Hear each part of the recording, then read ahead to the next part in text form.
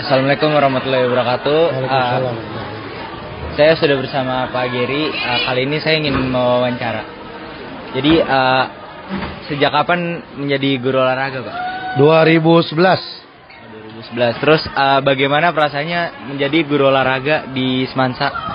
Alhamdulillah, ini merupakan salah satu cita-cita yang tercapai. Jadi sangat banget bersyukur atas raihan yang saya raih. Apa sih Pak olahraga itu, Pak?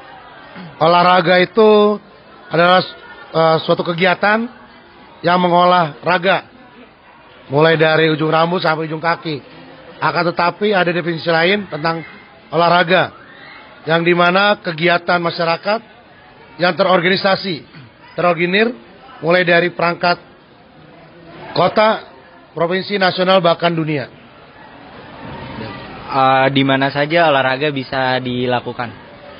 Olahraga bisa dilakukan di mana saja dengan tujuan ingin mengolah raga tersebut.